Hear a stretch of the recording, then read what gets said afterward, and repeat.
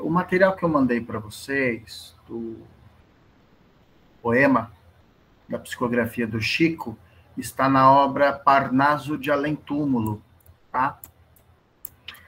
Que é uma psicografia, um dos personagens, né, que apareceu na época para a composição dessa obra foi o Dom Pedro II. Então, existem outros poemas dele lá. E eu separei esse especificamente porque no poema você encontra uma rogativa a Jesus para retornar a governar o Brasil. Então, ele está ali mencionando, né? Se lhe for permitido pedir, ele gostaria de estar novamente à frente da nação. E tem um motivo para isso. A história revelou esse motivo. E a própria questão do estudo espiritual da preparação do Brasil desenha o Brasil, coração do mundo, pátria do Evangelho, deu a dica de o porquê que ele faz essa rogativa a Jesus de querer voltar a governar. O Geraldo Lemos, que conviveu com o Chico e tem realizado muitas palestras aí pela internet, numa das falas dele, ele menciona uma orientação do Chico dizendo que Dom Pedro II voltaria a governar o Brasil. Ele estaria novamente à frente da nação, no mundo já regenerado. Então, a gente tem um monte de informações assim que elas ficam soltas, mas se você agrupá-las, elas todas começam a fazer muito sentido. Então, esse poema eu destaquei porque ele vai casar aqui com o nosso curso. Nós encerramos semana passada falando sobre, detalhando a questão do perfil do espírito missionário, né?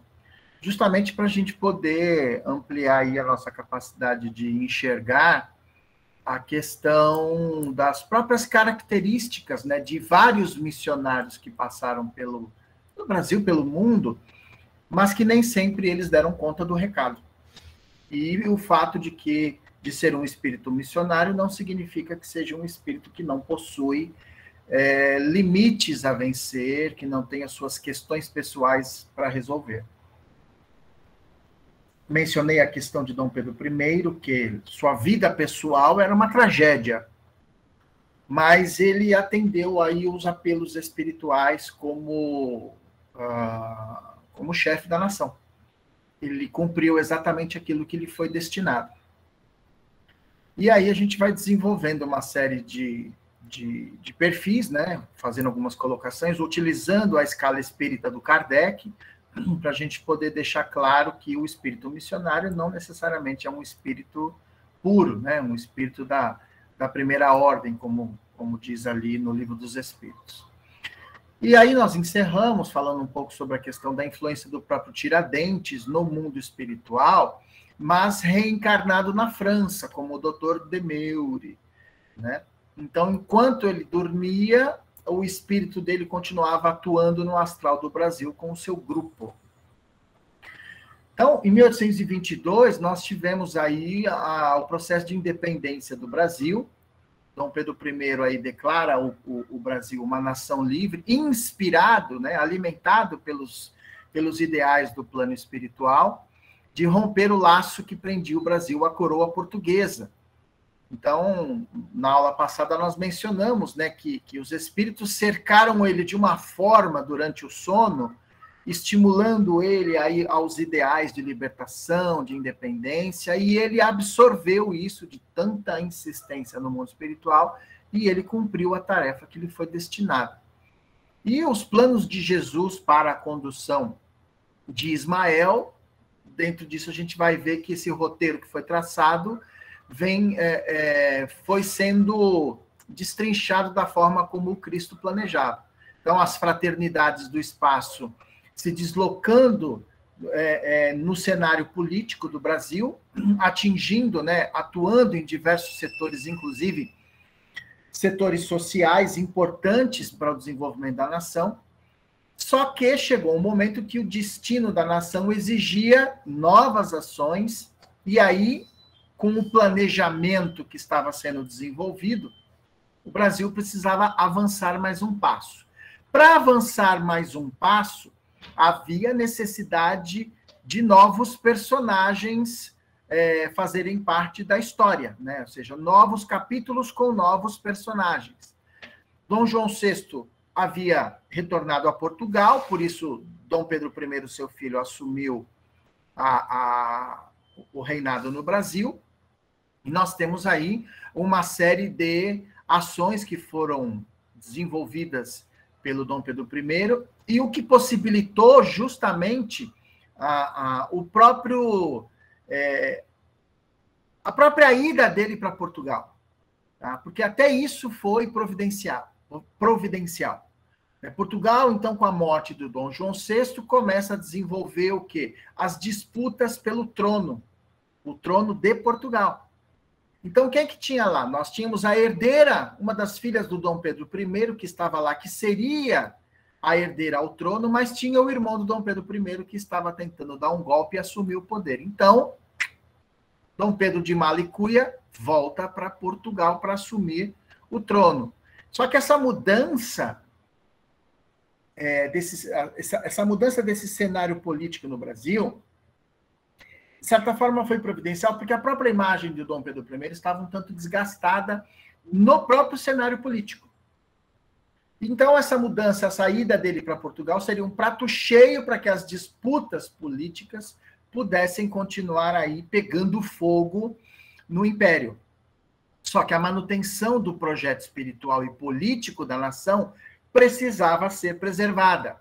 Então, prevendo essas mudanças num futuro muito próximo, Ismael lança uma preocupação para Jesus, né, sobre, olha, nós já conquistamos muitas coisas, mestre, e o cenário político que está se desenhando agora pode pôr tudo a perder.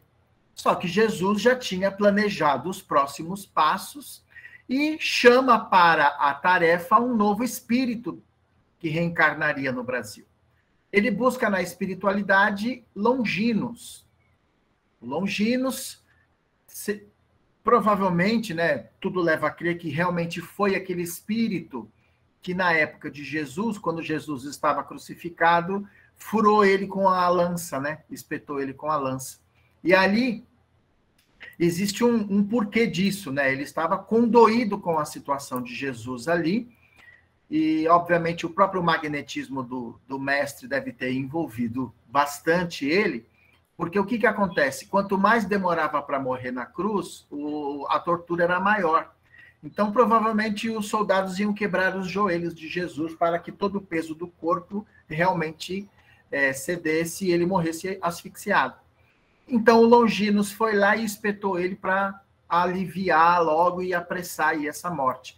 E teria esguichado um pouco de líquido dessa perfuração e atingido um dos olhos do Longinos, que ele tinha um problema de visão e teria sido curado. E isso mexeu muito com ele. Então, esse espírito, ao ser trazido diante do mestre, isso está no Coração do Mundo, Pátria do Evangelho, do Humberto de Campos, Jesus diz a ele, sente o teu coração com a necessária fortaleza para cumprir uma grande missão na Pátria do Evangelho? Senhor, respondeu Longinos, num misto de expectativa angustiosa e de refletida esperança. Bem conheceis o meu elevado propósito de aprender as vossas lições divinas e de servir à causa de vossas verdades sublimes na face triste da terra. Muitas existências de dor tenho voluntariamente experimentado para gravar no íntimo do meu espírito a compreensão do vosso amor infinito, que não pude entender ao pé da cruz dos vossos martírios no Calvário, em razão dos espinhos da vaidade e da impenitência que sufocavam, naquele tempo, minha alma. Assim é com indizível alegria, Senhor, que receberei vossa incumbência para trabalhar na terra generosa, onde se encontra a árvore magnânima da vossa inesgotável misericórdia. Seja qual for o gênero de serviços que me forem confiados, acolherei as vossas determinações como um sagrado ministério. nós estamos diante de um espírito missionário, e a gente nota aqui um desabafo, né, de alguém que ainda carregava a angústia de ter um dia estado diante do governador planetário, do espírito mais evoluído do planeta, e não o ter compreendido e o seguido. Então, é interessante na história que a gente conhece dos personagens espiritualmente falando, essas pessoas, esses espíritos que tiveram experiência, seja direta com Jesus, e por algum motivo negligenciaram, desprezaram seus ensinamentos, eles começam a carregar, durante as reencarnações seguidas, traumas, angústias e um profundo desespero, um desejo de refazer alguma coisa que não sabem o que é. Então, esses traumas vão se manifestando de diversas formas, e aí, conforme os espíritos vão se conscientizando que eles podem construir o que destruíram no passado, seja direta ou indiretamente, ou por meio da negligência, eles acabam assumindo tarefas que vão envolver a humanidade. Eles se entregam a uma causa nobre e vão fazendo, conforme as suas forças vão suportando, eles vão reconstruindo a sua trajetória espiritual de luz. Só que, novamente, a gente não pode esquecer, conforme nós conversamos na aula passada, que todos esses espíritos têm as suas mazelas a vencer. O Kardec diz isso. Os espíritos afirmam isso para Kardec, lá na questão, acho que foi 96 ou 98, que eu apresentei aqui. E aí o próprio Longino, segundo o relato dele, reencarnou várias vezes em situações difíceis para poder amolecer o seu espírito e deixar gravado a importância de viver pelo bem dos outros. E aí eu chamo a atenção nossa aqui para um detalhe extremamente interessante. Ele não escolhe a missão. Ele se coloca à disposição de Jesus para o trabalho que for. E aí 2 pontos são interessantes para a gente poder analisar rapidinho, que é o que está em Atos 22:6. Senhor, que queres que eu faça? Não foi isso que o apóstolo Paulo disse ao mestre? Perguntou ao mestre: Senhor, o que queres que eu faça? Na estrada de Damasco. Ou seja, se rendeu completamente ao magnetismo do Cristo. E se não fosse o perseguidor dos cristãos, Paulo, nós não teríamos o cristianismo que temos hoje. O Ananias ficou assustado quando Jesus apareceu para ele e falou: eu quero que você vá ao encontro dele. Como, Senhor, ele persegue cristãos? Ele é o vaso que eu estou preparando, Ananias. Você não entende? E a gente não entende realmente os desígnios do Cristo. E o outro ponto é o lema do bom servidor, da escola de aprendizes, né? Sempre dócil à voz de comando, não pergunta para onde é mandado. E cumprindo com o seu dever, ele é simplesmente soldado. Então, espíritos conscientes da sua condição, que já entendem o processo evolutivo, que agiram de forma pensada, analisada nas escolhas reencarnatórias, eles estão ali, ó, Senhor, o que queres que eu faça? O que é para fazer? Qual é a tarefa que eu tenho que desempenhar? Então, isso não quer dizer que a tarefa vai ser fácil para o cara, né? Que o espírito não vai escolher uma tarefa, muitas vezes, que está muito além da sua própria possibilidade. E isso, às vezes, o plano espiritual acaba dando uma cortada, né? Fala, olha, tudo isso você não vai conseguir. Vamos diminuir um pouco essa carga aí, senão você não faz. Então, ele vai escolhendo o tipo de encarnação, né, de reencarnação, que vai burilar o seu espírito. Ele pode pedir uma doença que possa limitá-lo em algum aspecto, uma limitação física que acaba trabalhando outra situação na vida dele. E, sem contar que há pedidos que não são atendidos de forma nenhuma, e nós sabemos disso, né? Eles não atendem esses pedidos, por quê? Porque sabem que a gente não vai dar conta. Então, muitas vezes os espíritos, a gente quer trazer muita mala, né, para cá, muita bagagem, e eles falam, não, é melhor você não fazer isso. Pega poucas bagagens, porque senão você não dá conta.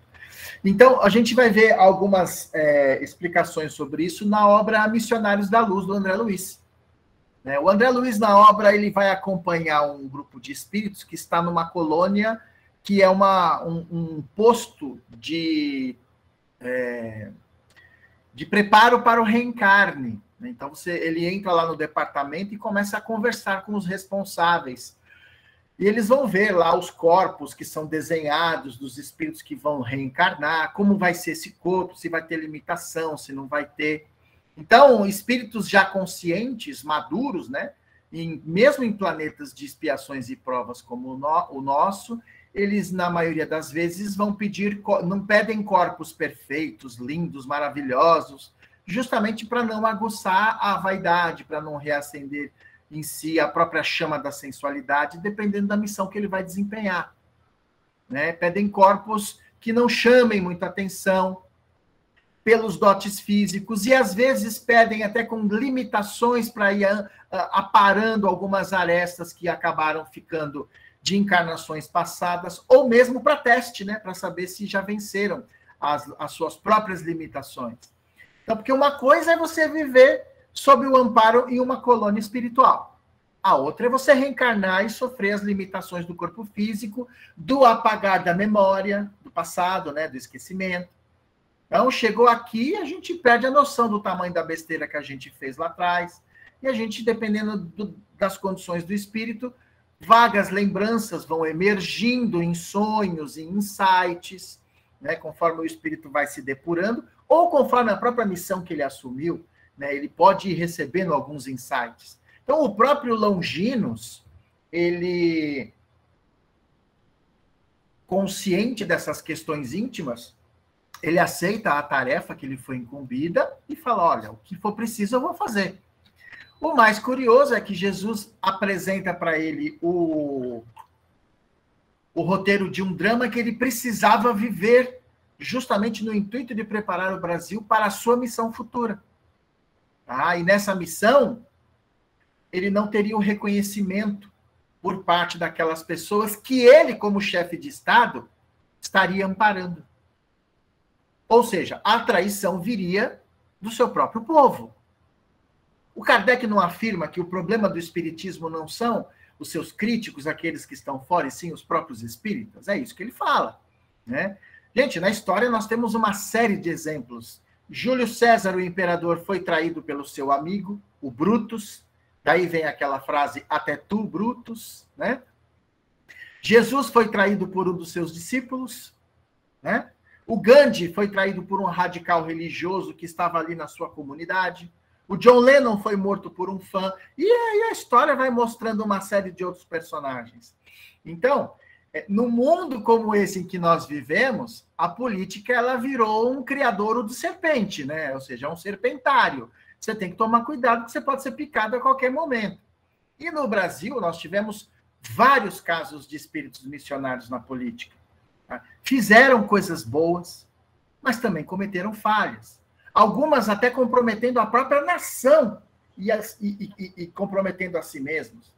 Quando nós olhamos, por exemplo, o grupo dos Inconfidentes, os Inconfidentes eles tinham uma tarefa, eles tinham uma missão, mas alguns falharam. Alguns Inconfidentes falharam. Mesmo reencarnando depois, no cenário político, eles falharam. Voltaram com remorso, pedindo nova oportunidade. Getúlio Vargas, por exemplo, é um exemplo que eu gosto muito de usar nas minhas aulas. Apesar de todo o processo ditatorial que ele tinha, ele foi um ditador, ele flertou com o fascismo, mas se a gente for colocar na balança, se a gente for fazer análise histórica de fato, gente, toda a infraestrutura do Brasil, seja econômica, social e urbana, ela é trabalho de militar. Dá uma olhadinha na história. A gente fala isso... Jacir, o seu áudio está ligado. Desliga, por favor. A gente fala isso e as pessoas, às vezes, né, principalmente na minha área, as pessoas se coçam, falam, isso aqui você está ressaltando. Eu estou ressaltando aquilo que deve ser ressaltado. Se você olhar a estrutura, a infraestrutura do país, seja econômica, social ou urbana, ela é obra militar. Transporte, comunicação, distribuição de água, de rede, esgoto, energia, aeroportos, é tudo construção de governo militar. Ó, vou entrar num campo espinhoso agora, mas vamos segurar o tchan aí, hein? Peraí. Vamos ver, por exemplo, os dois maiores, historicamente falando, da atualidade, os dois maiores fenômenos eleitorais do Brasil, foi o Lula e o Bolsonaro. Foram grandes expectativas, assim, que revolucionaram a forma de se fazer eleição, de se fazer política. No caso do Bolsonaro, veja bem, não estou fazendo análise de governo, estou fazendo análise do que aconteceu historicamente falando. Ele ganhou uma eleição com poucos recursos. Internet, que virou uma febre social. E aí nós vemos na carona um monte de político que percebeu que ele estava forte, pegaram carona com ele, na sua popularidade, se lançaram, ganharam, e assim que ganharam, viraram suas garras e os seus venenos contra ele. Ou seja, não mudou nada a história política do Brasil desde a época de Dom Pedro II. Aliás, desde a época de Dom Pedro I. Judas na política, a gente cria todo dia. É só isso que eu estou falando, tá, gente? Bom, voltando aqui. É um pouquinho, por favor, antes de você avançar. Senhora, chefe. Por favor. O Leandro perguntou aqui. O Leandro está aí? Tá. Ele entrou escondido? Seu malandro. Eu não vou nem falar sobre o que ele falou da encarnação dele, do planejamento encarnatório dele, porque depois a gente conversa particularmente com ele. Tá bom. Mas aqui ele pergunta assim, Júnior, não sei se você pode falar ou comentar. O CMD ajudou a alguma coisa diretamente na política? Claro, além de ser um servidor público. CMD? É. Comandante. Puxa vida, hein? Ele abreviou aqui, né? Eu li o que está abreviado. Tá. Se o comandante ajudou em quê? Ajudou alguma coisa diretamente na política? Você pode falar disso? Na política, nessa encarnação, ele não se envolveu. Nessa encarnação, ele não se envolveu. Ele se envolveu na área social. Tanto que eu comecei um projeto agora, que a gente está começando uma nova biografia do Armon, mas é só da parte militar. Tá? Não tem nada a ver com o espiritismo, é só parte militar, parte social, o que resultou da participação dele nas revoluções, enfim, que tem muito material sobre isso, inclusive material dele, né, de próprio punho. E em algum momento, trazê-lo para uma questão política na construção da rodovia dos Tamoios. Ele caiu fora.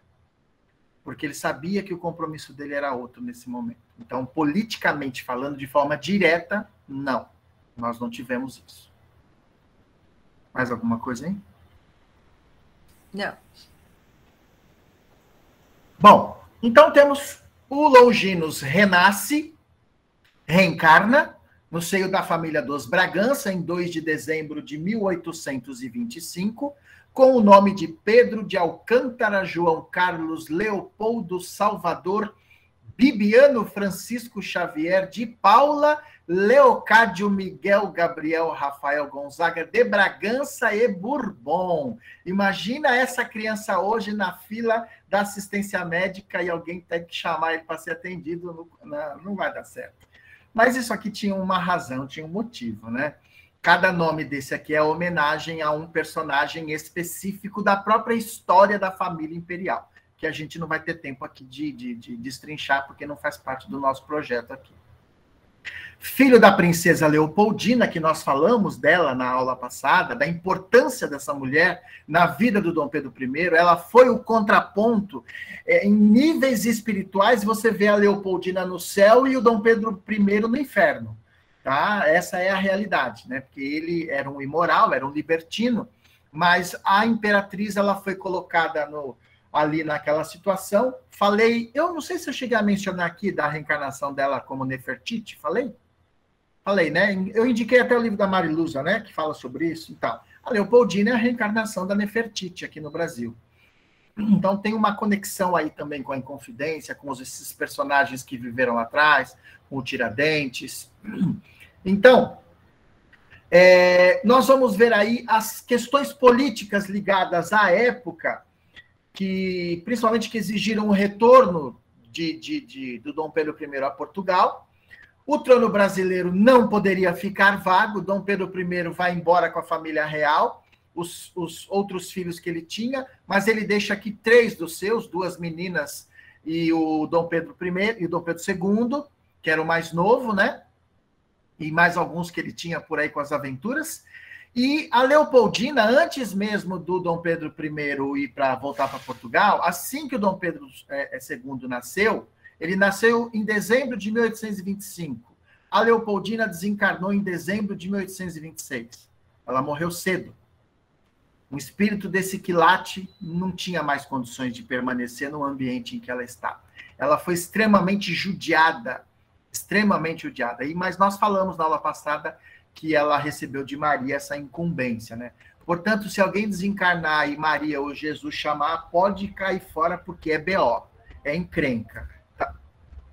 Finge demência, dá uma de louco, porque vai te pedir uma coisa que não vai ser legal, tá? Então, vamos lá. Ela desencarna, fica o menino aqui, porém, o que acontece? O plano espiritual precisava manter a sua organização conforme a própria orientação de Jesus. E a melhor forma de manter isso era organizar a regência.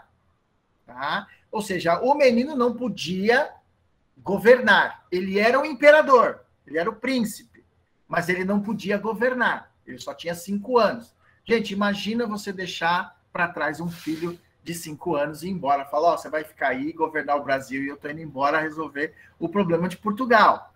Né? Para nós isso é um negócio impensável, mas até nisso estava já a missão e os problemas que o Longinos teria que enfrentar aqui no Brasil. Então, o plano espiritual se acerca de alguns políticos para justamente proteger o jovem imperador. Então, a regência ela é um governo que é constituído no Estado quando o seu líder tem algum tipo de impedimento. Quando ele tem algum tipo de impedimento, ele sofre algum tipo de problema. É convocado um grupo de parlamentares para tomar conta do país enquanto ele está impedido. No caso, por causa da idade. Né? Então, a regência é isso daí. São adultos, políticos influentes, que estavam, inclusive, sendo orientados pelo próprio plano espiritual, em relação à proteção do Dom Pedro II. Então, você tem ali, aos 5 anos, uma responsabilidade gigante sobre esse espírito. Tá? A primeira prova do Longinos reencarnado como Dom Pedro II era o próprio afastamento da sua família. Né? Então, da noite para o dia, eles não foram preparando ele. Da noite para o dia, tchau, vamos embora, corre, porque deu BO, tem que voltar para Portugal. Então, ele só conseguiu se relacionar com o pai, porque o próprio Dom Pedro I em Portugal morreu cedo, morreu jovem, tá? Não durou muito tempo, por carta. Só por carta. Tanto que o Dom Pedro II, um dos maiores prazeres que ele tinha na corte e quando viajava pelo Império, era conhecer as pessoas que conheceram seu pai, para falar do seu pai. Então você vê aquela angústia da criança de não ter podido crescer com seu pai e nem com a sua mãe, que já tinha morrido, ou a sua madrasta, né, que logo em seguida tiveram que arrumar outra mulher para o Dom Pedro II, para o Dom Pedro I. Então imagina a dor e a angústia dessa criança. Suas provações já começaram logo cedo. Ou seja, o Longinos já estava sendo testado desde cedo. Uma outra coisa que é importante também, que isso mexeu muito com a estrutura dos Bragança, é que tanto Dom Pedro I e os seus irmãos, quanto Dom Pedro II, seu filho, eram epiléticos. Então, o Dom Pedro II tinha menos epilepsia que o Dom Pedro I, mas tinha. Você imagina, naquela época o povo não sabia o que fazer, né, quando acontecia isso.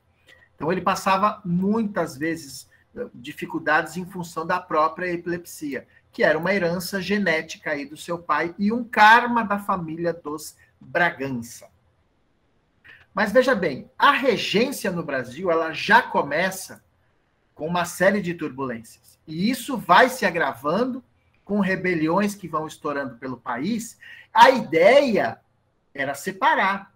Olha, se tivesse acontecido, se todas as rebeliões que aconteceram no Brasil tivessem tido sucesso, Minas seria um país, Pernambuco seria outro país, Bahia seria outro país, Maranhão seria outro, Rio de Janeiro seria outro, e o sul do país seria outro. Que, aliás, o sul até hoje alimenta a ideia de se separar do Brasil. Você ainda tem um grupo lá que ainda pensa nisso. Tá?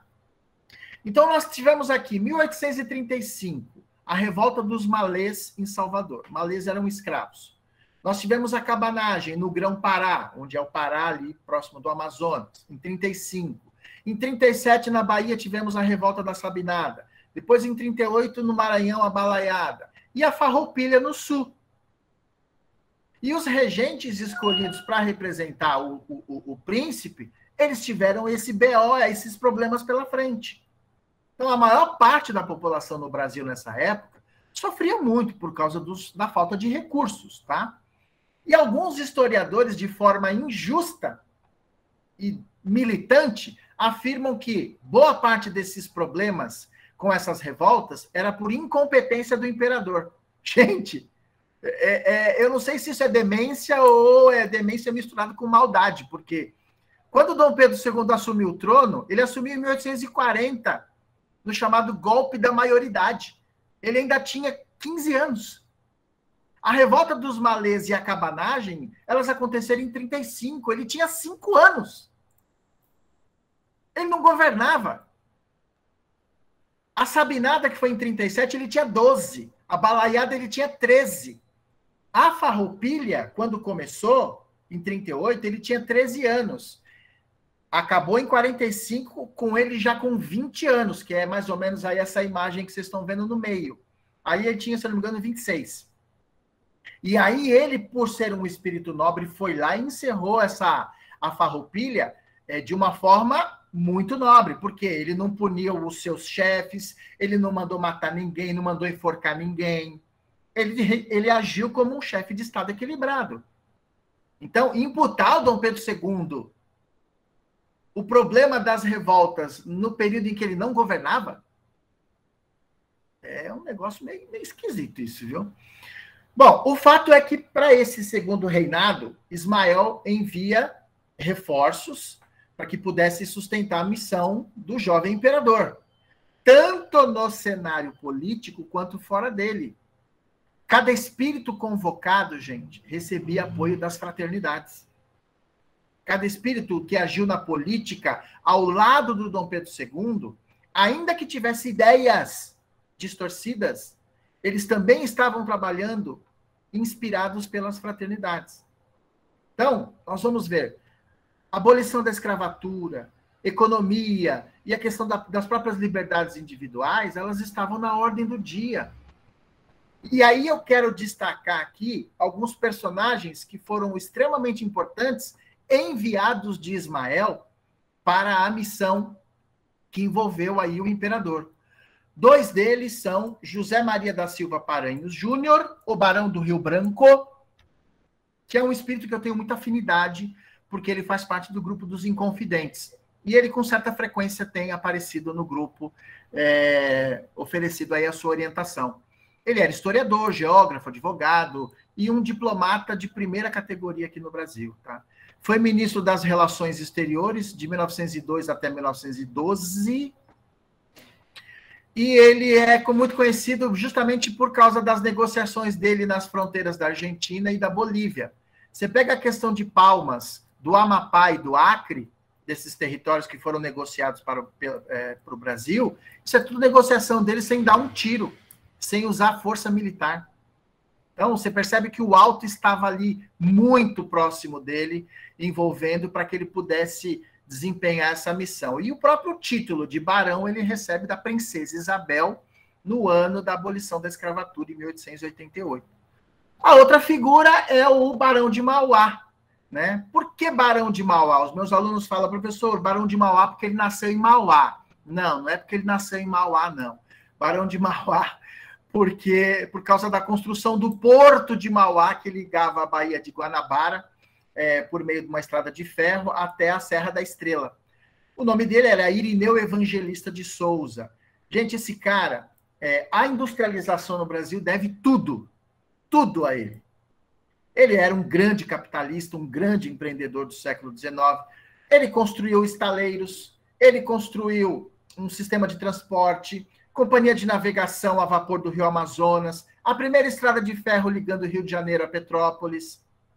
Então, ele teve uma série de empreendimentos. O título de barão, ele recebe de Dom Pedro II. Ele recebe do próprio Dom Pedro II. O maior, veja bem, espírito missionário não significa que espírito missionário não erre. O problema dele foi que ele era contra a Guerra do Paraguai, que é uma coisa que a gente vai abordar um pouquinho hoje. E ele acabou fornecendo dinheiro para o Uruguai para que ele pudesse se defender, defender a questão de Montevidéu num problema que teve entre o Brasil e o Uruguai. Ele acabou dando dinheiro para os uruguaios. Ele decretou o fim dele no Brasil.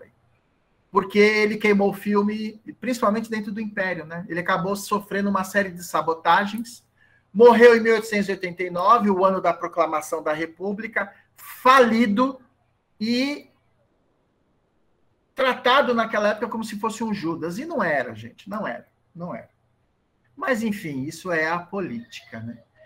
O próximo é o nosso amigo Antônio Frederico de Castro Alves, que foi poeta brasileiro, nascido em Brasília. E eu quero chamar a atenção dele aqui, agora para a dona Benice, que vai nos falar um pouquinho sobre ele. Eu destaquei um poema do Castro Alves para nós aqui.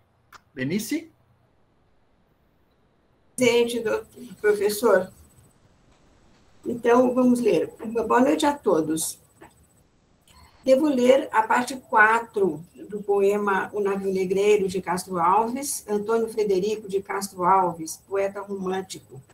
Nasceu em Curralinho, hoje Castro Alves, na Bahia, em 14 de março de 1847. E faleceu em Salvador, na Bahia, em 6 de julho de 1871, aos 24 anos. O poema foi escrito em 1868 e publicado em 1869. Nós estamos falando do Navio Negreiro, grande poeta do grande Castro Alves. Tem por subtítulo Tragédia no Mar, e integra um grande poema épico denominado Os Escravos. Está aqui no estante deste livro, Os Escravos, com esse subtítulo que falamos, A Tragédia no Mar. Seus poemas são marcados pelo combate à escravidão, o que lhe rendeu o epíteto de poeta dos escravos. Antes da leitura, eu peço licença para tecer alguns comentários sobre o poema, conforme várias fontes que consultei na internet. O Navio Negreiro é uma pequena narrativa sobre a trajetória marítima de uma embarcação e o tráfico de escravos entre a África e o Brasil. As imagens construídas remetem ao cenário desumano e brutal a que a população negra era submetida, assim como a privação de direitos e de liberdade que eles sofrem. É dividido em 6 partes, e sua metrificação é variada. Em cada uma delas, com um enfoque que contribui para a triste passagem da história brasileira. Nosso caro professor Edelso escolheu a leitura da parte 4, porque é onde a tortura dos escravos é descrita e retrata os horrores de um capítulo deprimente da civilização. Faço um breve resumo de cada parte e, ao final, o sentido das palavras da parte 4 que vou ler. Parte 1. O céu e o mar, como infinitos que se aproximam, tanto pela cor azul como pelo amplo espaço, são os lugares centrais do poema. No meio dessa infinitude é que se encontra o barco. Parte 2. São descritos os marinheiros de distintas nacionalidades. Parte 3. Inicia a exposição do quadro de amarguras de tétricas figuras de cena infame e vil. Parte 4, são descritos os castigos e as crueldades a que eram submetidos os negros trazidos à força da África. Parte 5, o poeta mostra a sua indignação e roga a Deus e à fúria do mar para que acabe tal infâmia. Castro Alves deseja demonstrar que o processo de escravidão foi inesperado na vida dos negros, que em um dia se viam livres na África e no outro estavam como escravos em navios negreiros, sofrendo as más condições de higiene, saúde, alimentação, além de muitas doenças a que eram expostos e muitos morriam. Parte 6.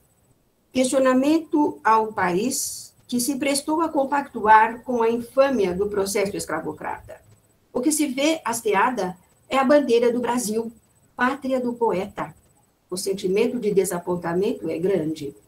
Ele realça as qualidades do seu país, a luta pela liberdade e toda a esperança que reside na nação, que agora é manchada pelo tráfico de escravos. Clama por heróis do novo mundo para que acabem com a escravidão, e invoca Andrada, político influente na época, como forma de inibir aquele teatro de horrores, e pede para arrancar a bandeira hasteada, a bandeira do Brasil, sua pátria, enfatizando o seu sentimento de indignação. Assim faz também com Colombo, responsável por abrir as portas para as grandes navegações, e pede para que ele feche as portas dos mares, para que aquela cena acabasse definitivamente. Alguns sentidos que pensei aqui nas palavras da parte 4, que vou ler. Inicia com estas palavras: era um sonho dantesco. Castro Alves associa as terríveis cenas de miséria, fome, sofrimento e morte dos negros nos navios negreiros com o cenário do inferno descrito na obra A Divina Comédia, do escritor italiano Dante Alighieri, seria um sonho de horror e até mesmo um sonho diabólico. No segundo verso, menciona o termo luzernas. São clarões, grandes luzes. Por 2 vezes ele menciona estes versos. E da ronda fantástica, a serpente faz doudas e espirais. O termo doudas é linguagem usada no século XIX, refere-se a pessoas sem juízo, no caso seria a serpente faz doidas espirais. Descreve os movimentos dos negros nos convés, homens, mulheres, idosos e crianças, presos uns aos outros com correntes de ferro. É comparado a uma dança, enquanto são chicoteados pelos marinheiros. Os sons dessa dança macabra são produzidos pelo tinir dos ferros, pelo estalar do açoite, pelos gritos, choros, gemidos e risos, formando uma espécie de orquestra, num espetáculo de horrores, como se aquele fosse um show que só poderia ser apreciado por Satanás. Vou então agora ler a parte 4. Era um sonho dantesco. O tombadilho, que das luzernas avermelha o brilho e sangue a se banhar, tinir de ferros, estalar de açoite, legiões de homens negros como a noite, horrendos a dançar. Negras mulheres, suspendendo as tetas magras crianças, cujas bocas pretas rega o sangue das mães. Outras moças, mas nuas e espantadas, no turbilhão de espectros arrastadas em ânsia e mágoa vãs. E ri-se a orquestra irônica estridente, e da ronda fantástica a serpente faz doudas espirais. Se o velho arqueja, se no chão resvala, ouvem-se gritos, o chicote estala e voam mais e mais. Presa nos elos de uma só cadeia, a multidão faminta cambaleia e chora e dança ali. Um de raiva delira, outro enlouquece, outro que de martírios embrutece, cantando, geme e ri. No entanto, o capitão manda a manobra, e após, fitando o céu que se desdobra tão puro sobre o mar, Diz do fumo entre os densos nevoeiros, vibrai rijo chicote, marinheiros, fazei-os mais dançar. E ri-se a orquestra irônica estridente, e da ronda fantástica a serpente faz doudas espirais. Qual num sonho dantesco as sombras voam, gritos, ais, maldições, preces ressoam, e ri-se Satanás. Muito bem. Obrigado, Benice. O Castro Alves, na minha opinião, um dos maiores representantes ali desse período do romantismo, segundo o relato da médium Mariluza Vasconcelos, ele é a reencarnação do poeta e um dos líderes da Inconfidência, o Tomás Antônio Gonzaga, né? Também um espírito bastante próximo aí aos nossos irmãos inconfidentes, e um dos mensageiros de Ismael, tá? Um dos missionários do grupo do Tiradentes, do grupo de Ismael. E uma coisa é interessante nós entendermos, o próprio Tomás Antônio Gonzaga, nas obras, ele reconhece o tamanho espiritual que que tinha já na época o espírito Tiradentes com o processo da Inconfidência Mineira. Né? E por isso que eu quis ressaltá-lo aqui, porque ele é um dos, tanto ele quanto o Barão do Rio Branco, existem outros também, o próprio Humberto de Campos menciona o próprio Pedro Américo, que foi o que pintou aquele quadro que está no Museu do Ipiranga, que retrata a questão da independência do Brasil, né? Então, o próprio Pedro Américo é um desses espíritos também. Então, a gente percebe que o Dom Pedro II, ele é cercado de uma série de entidades espirituais que se desdobraram em dois grupos, os que vieram, os que reencarnaram, e os que ficaram no astral dando o suporte. Tá? Porém, nós tivemos alguns episódios aqui no Brasil que precisam ser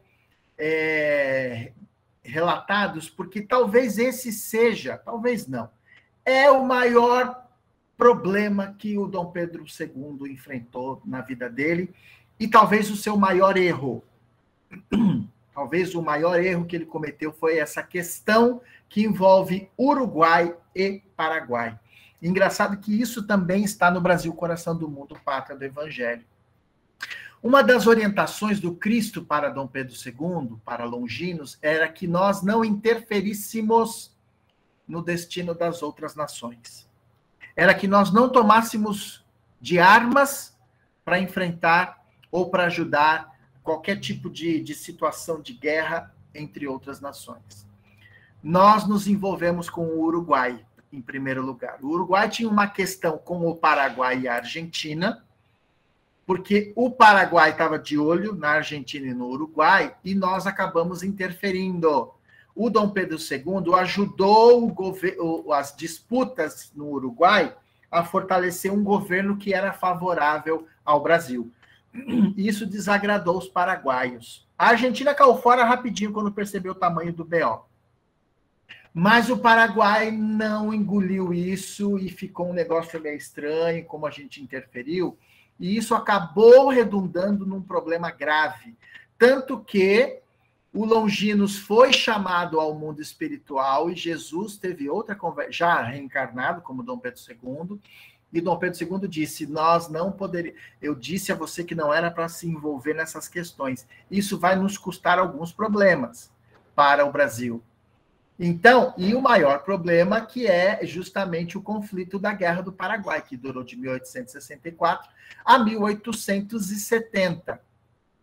Além das consequências espirituais, essa guerra trouxe comprometimentos econômicos para o Brasil, que acabou ficando endividado até o pescoço. E o Paraguai foi destroçado, né? A historiografia nesse campo, nesse tema, ela é um desastre, né? A historiografia mais antiga é um desastre. Por quê? Porque ela coloca Dom Pedro II como um genocida. Aliás, é muito engraçado, né? Como é muito fácil você classificar as pessoas como genocida. E as mídias hoje adoram concordar com esse tipo de coisa, né? Eu sempre ouvi na própria faculdade que Dom Pedro II era um genocida. Ele acabou com a pobre população do Paraguai, que estava investindo pesado na educação, na industrialização, e nós estávamos com inveja e queríamos tomar isso deles. Foi isso que eu aprendi dos meus professores. O que acontece é que começaram a surgir novos autores com documentos em mão, mostrando justamente o contrário. Isso é um dado importante.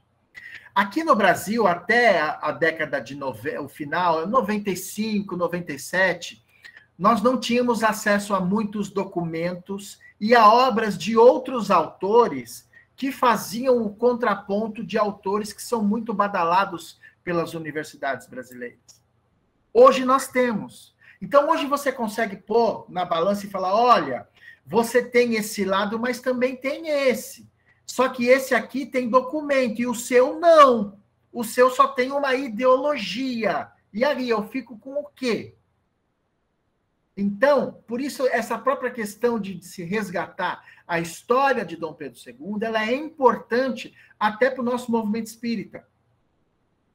Tá? Porque o que nós aprendemos na escola em relação à Guerra do Paraguai?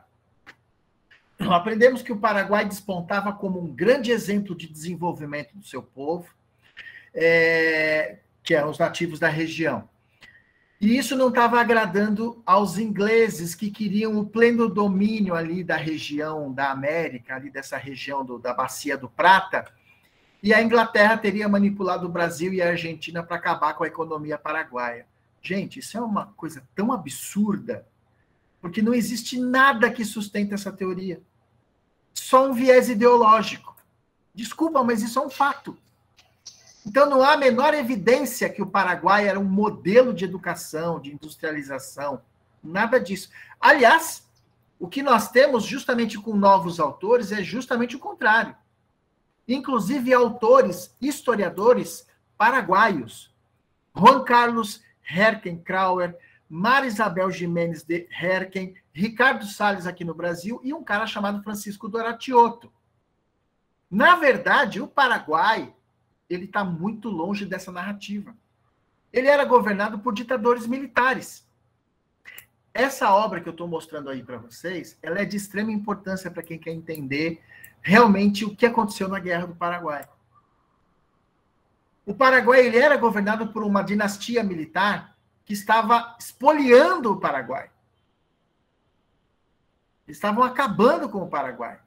Então, na obra do Doratioto, que é recheada de documentos e de informações e de pesquisa, nós vamos ler o seguinte: é fantasiosa a imagem construída por certo revisionismo histórico de que o Paraguai, pré-1865, promoveu sua industrialização com seus próprios recursos, sem depender de nenhum país capitalista, e a ponto de se tornar uma ameaça para a Inglaterra, que era a maior potência naquela época.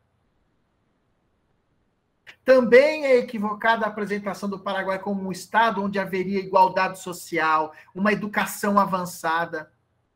A realidade é bem outra, tá? Então, gente, o Brasil não tinha esses interesses expansionistas. Não existia isso. A preocupação do Brasil era em preservar as fronteiras. Um dos maiores desafios de Dom Pedro II e de Dom Pedro II e de Dom Pedro I. Preservar a unidade territorial. Não podia se fragmentar. Na aula passada a gente mostrou as fragmentações da América Espanhola. O Brasil não sofreu isso. Nós conseguimos preservar. Em 1864, o ditador paraguaio Solano Lopes, ele captura uma embarcação brasileira que navegava pelo Rio Paraguai e invade o Mato Grosso. A ideia dele era o quê? Era cortar toda essa faixa territorial brasileira para ele fazer uma conexão com o Oceano Atlântico. Era isso que ele queria, como ele era bonzinho. Então, eu estou reforçando essa questão justamente para dizer que o governo brasileiro não tinha outra opção a não ser defender o seu território. E tinha que estancar de vez as ações do exército paraguaio. O Solano Lopes tinha ambições expansionistas. E ele não se preocupou em jogar a sua população na carnificina montando um exército, inclusive exército de crianças. E aí o genocida é Dom Pedro II, né? Olha que curioso. Então, o Humberto de Campos, na verdade, ele traz essa batalha, ele diz que, embora exista uma aprovação coletiva, o Brasil iria sofrer um pouco em relação a essa questão da Guerra do Paraguai. Tá? Mas o que a gente vai ver mais para frente é que a situação acabou sendo debelada, né? Após a Guerra do Paraguai, deveriam ser intensificadas ações que estariam sendo direcionadas a outras questões políticas, e a abolição era a mais importante nesse momento. Nós conseguimos resolver a questão da Guerra do Paraguai, tá? Mas isso foi uma mancha que ficou, e talvez, veja bem, eu acredito que esse seja um dos motivos do Longinos, do Dom Pedro II, desejar o seu retorno ao governo brasileiro no futuro próximo, eu não diria na nossa geração, mas próximo aí num país, num planeta já, num Brasil já na condição planetária de regeneração, ou bem na porta ali da regeneração. Tá?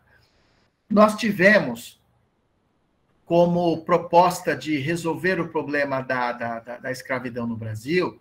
O processo já começa, na verdade, lá atrás, tá? Não começou em 1888.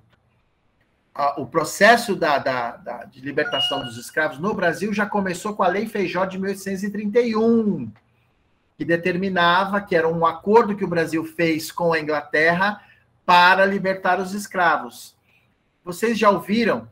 Os mais novinhos aqui não vão se lembrar, não vão saber o que é isso, mas uma parte do pessoal aqui se lembra da expressão "isso é coisa para inglês ver".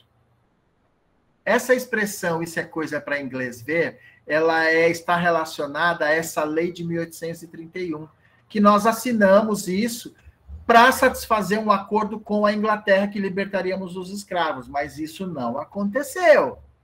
Por isso que a gente usa essa expressão "isso é coisa para inglês ver", é para enganar. A Lei Eusébio Queiroz, de 1850, que foi proposta pelo ministro Eusébio Queiroz, ela começa a proibir o tráfico de escravizados no Brasil. Por pressão da Inglaterra? Sim, por pressão da Inglaterra. Mas nós não podemos esquecer que existia uma falange de Ismael que já estava trabalhando por trás disso, alimentando essa egrégora espiritual nos ambientes brasileiros, para que o cenário político começasse a rever as suas questões e partirmos para o processo de libertação dos povos escravizados, dos africanos que foram escravizados, que estavam aqui no Brasil. O cuidado da espiritualidade. Por que aqui o processo demorou mais? Porque é muito comum você ouvir de alguns historiadores o seguinte: o Brasil foi o último país a abolir a escravidão. Olha como nós somos atrasados. Então, mas a abolição da escravidão nos Estados Unidos, vocês viram o que aconteceu? Promoveu a Guerra de Secessão, que aconteceu de 1861 a 1865. Ou seja, é a Guerra Civil Americana. Foram mais de 600 mil mortos dentro do território. Por quê? A região norte do país, industrializada, queria a mão de obra assalariada, e a região sul do país queria continuar com o processo de escravidão. O Abraham Lincoln assume a presidência da República, compra a briga dos escravos, ajuda através do processo político e a própria guerra, e nesse caso a região norte teve muito mais condições de ganhar a guerra do que a região sul, porque a região norte era industrializada, tinha muito mais condições, mas mesmo assim, gente, foram mais de 600 mil mortos. O Brasil tinha que tomar cuidado para não entrar nessa mesma parada. Esse era o cuidado da espiritualidade. Nós não poderíamos cometer o mesmo erro dos Estados Unidos. Por isso, esse é um dos motivos da questão do processo de libertação dos escravos no Brasil ter atrasado um pouco mais, até em função da própria economia, porque os latifundiários que investiam escravos, a gente sabe, era considerado produto, não era considerado ser humano. Ele era um investimento. Então, nós fomos os últimos. Agora, veja bem, é curioso que os críticos adoram evidenciar esse fato. Nós somos os últimos. Eles não têm essa visão, logicamente, da parte espiritual, que o Brasil, espiritualmente falando, estava fazendo de tudo para que não acontecessem conflitos, carnificinas aqui dentro do território. Já bastava para nós a Guerra do Paraguai.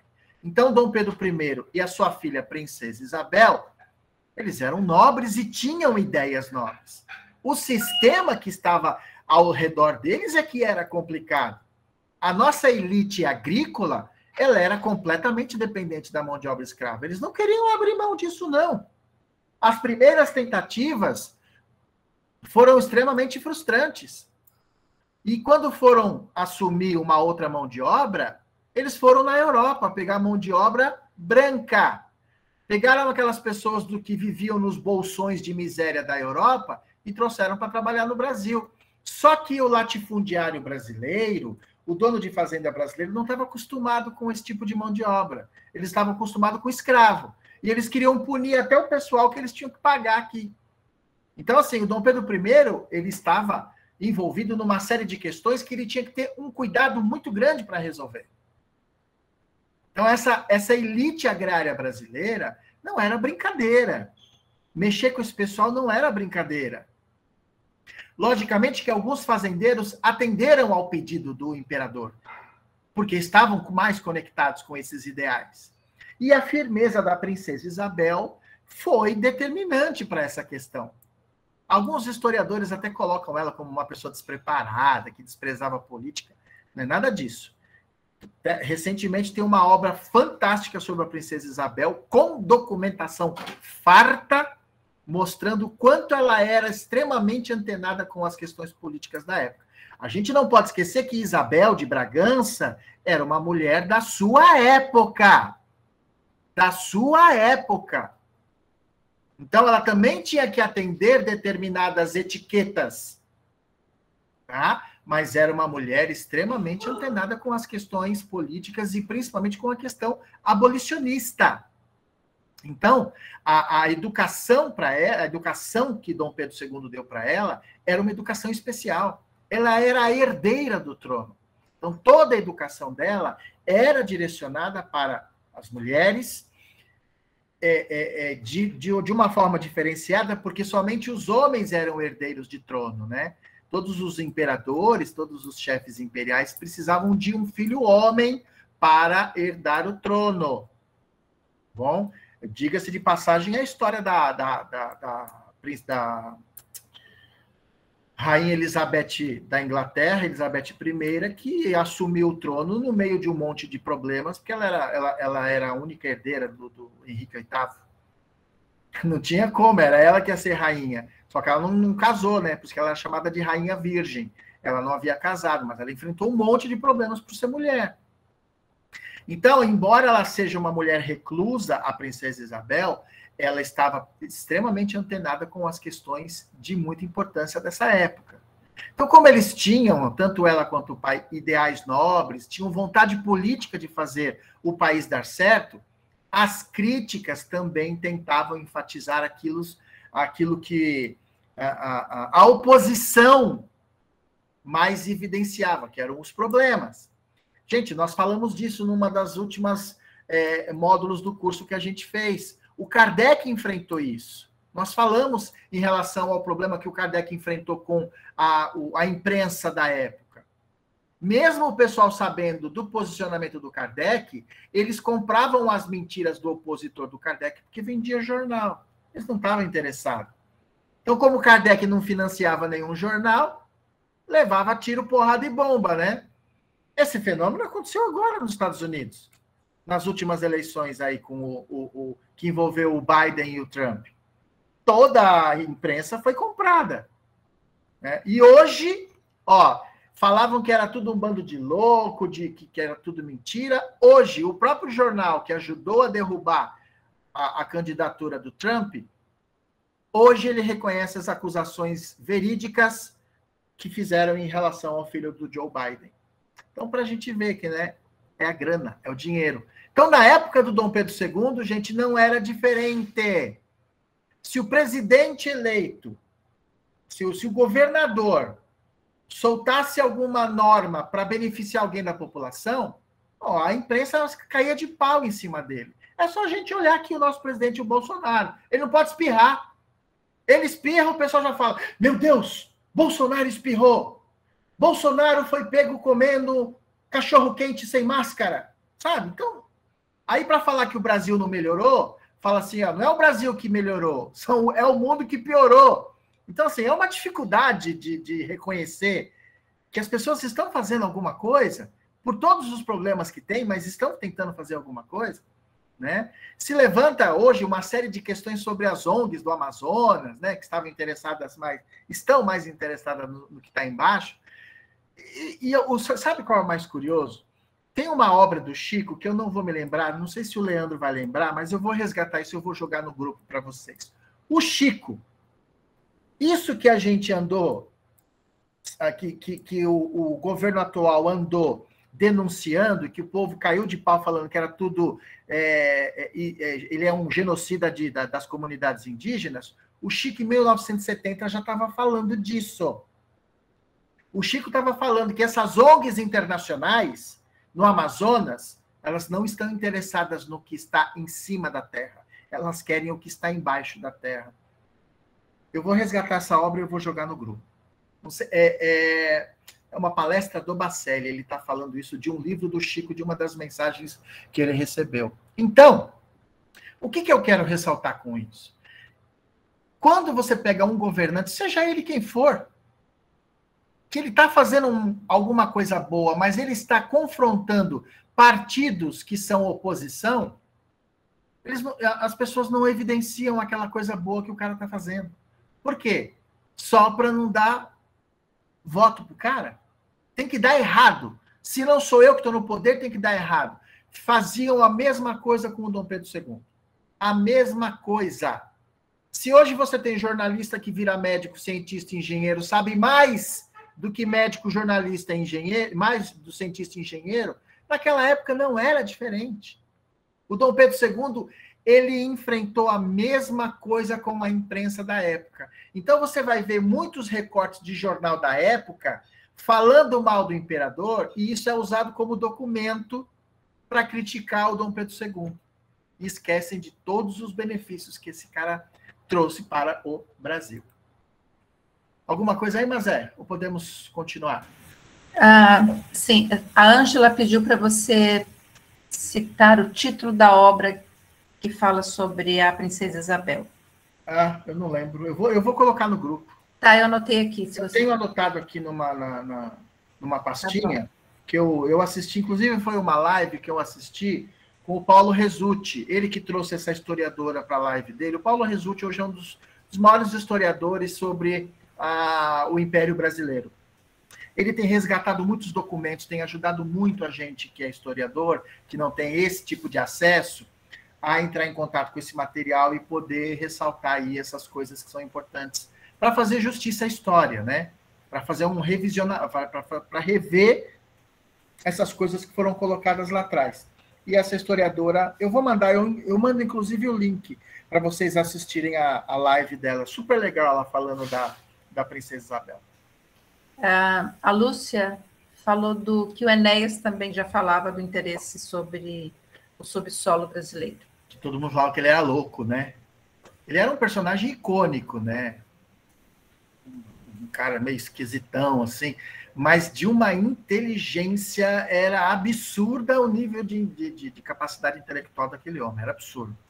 Ele já mostrava uma série de coisas. É que nós temos no Brasil a imprensa no Brasil, de uns anos para cá, ela não é o quarto poder, ela é o poder. Tá? Então é complicado a gente levar em consideração muita coisa. É que, graças a Deus, hoje se tem internet. Por que estão querendo censurar a internet? Internet tem muita porcaria, lógico, né? Mas na internet você tem a democratização da informação, né? As pessoas não te enganam mais sobre determinados assuntos, porque você tem aonde fazer a contraprova do negócio, né? Mais alguma coisa?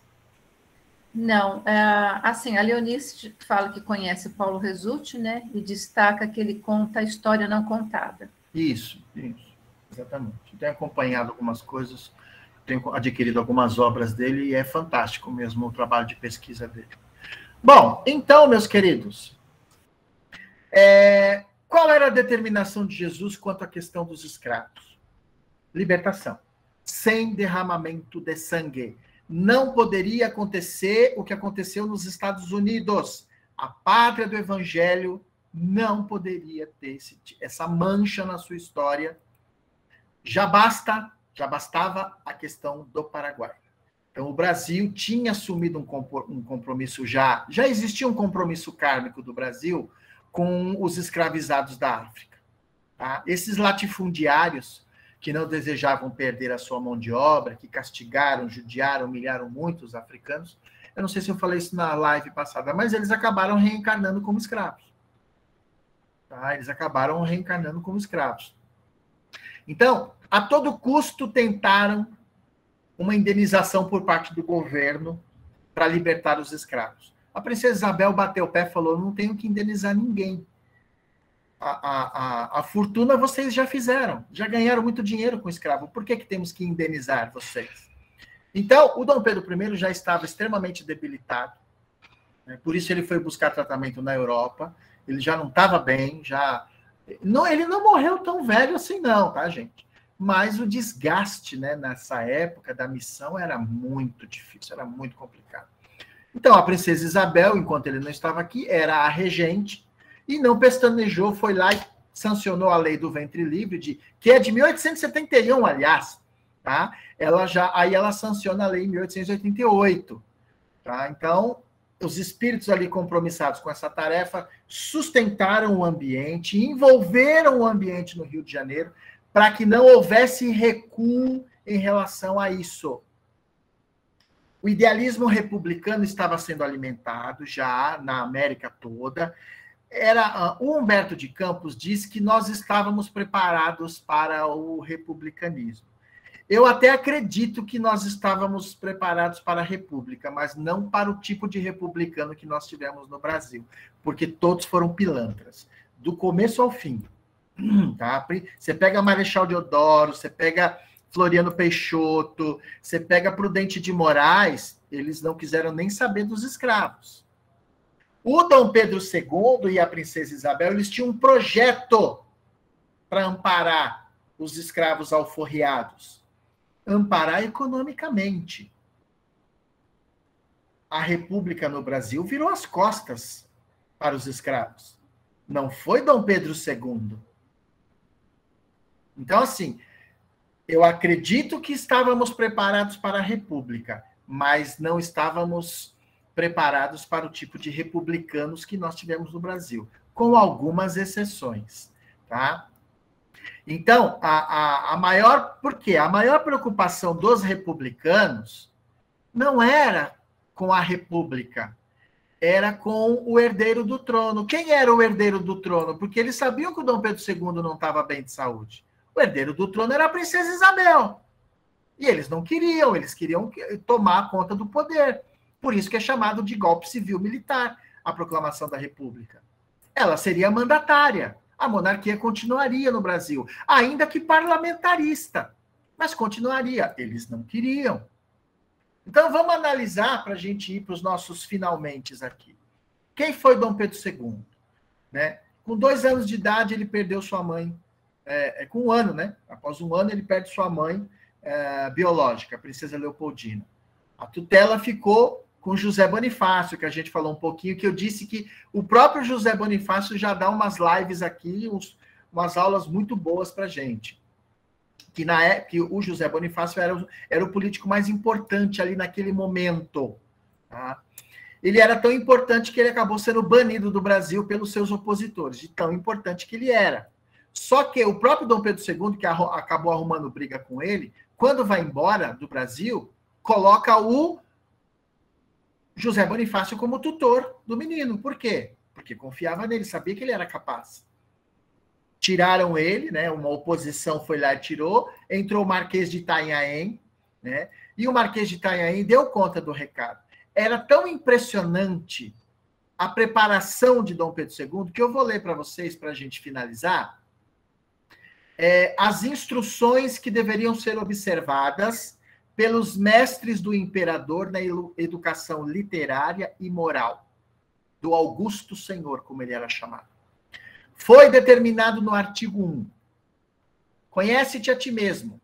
esta máxima servirá de base ao sistema de educação do imperador, e uma base da qual os mestres deverão tirar precisamente todos os corolários, consequências, que formem um corpo completo de doutrina, cujo estudo possa dar ao imperador ideias exatas de todas as coisas, a fim de que ele, discernindo sempre do falso o verdadeiro, venha em último resultado a compreender bem o que é a dignidade da espécie humana, ante a qual o monarca é sempre homem, sem diferença natural de qualquer outro indivíduo humano, posto que sua categoria civil o eleve acima de todas as condições sociais. E no artigo 11, sobretudo recomendo aos mestres do imperador, hajam de observar quanto ele é talentoso, dócil de gênio e de muito boa índole. Eu não cessarei de repetir aos mestres que não olhem para os livros das escolas, mas tão somente para o livro da natureza, o corpo e a alma do homem, porque fora disto só pode haver ciência de papagaio ou de menino de escola, mas não verdade nem reconhecimento exato das coisas dos homens e de Deus. Então, meus queridos, esse é o Dom Pedro II que nós tivemos no Brasil. Um espírito de muita evolução, um missionário enviado pelo próprio Cristo, que estava ainda vencendo algumas mazelas, mas que renunciou a tudo. Teve exemplos e mais exemplos de dignidade durante o seu governo, pagando do seu próprio bolso, do soldo, né, do salário dele como imperador, financiando artistas, ajudando, alforriando escravos, comprando escravos para alforriá-los, um homem que não onerava o Estado, que custeava suas próprias viagens com seu dinheiro e não colocava às custas do erário público. Então, há uma série de exemplos ainda, há uma série de questões espirituais que eu gostaria de ressaltar, mas não vai dar tempo. Então, a gente vai elaborar aí mais alguns encontros para nós. Só me deem um tempo para terminar o material e aí logo, logo a gente volta a se encontrar.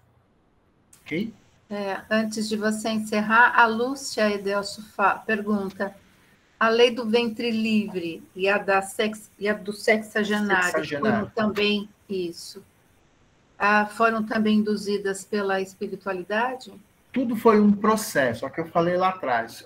Quando um dos lemas do imperador, do Longinos, do reencarne do Longinos, era justamente preparar o terreno para que tudo pudesse levar o Brasil a libertar os escravos. A questão é que isso precisava ser um processo.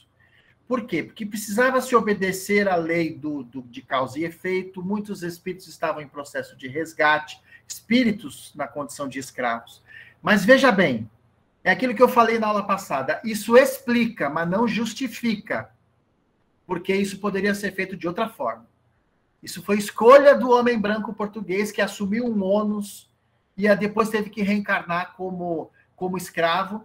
E aí, se esse negócio não se resolve, vira uma bola de neve. Então, agora é minha vez, e aí é um tal de reencarnar como escravo, e aí você acaba sendo o quê? A impressão que dá é que assim, se eu estou aqui pagando um problema do passado, então quem está me conduzindo e judiando de mim na condição de escravo, ele está cumprindo uma ordem celestial. Não é bem assim, não.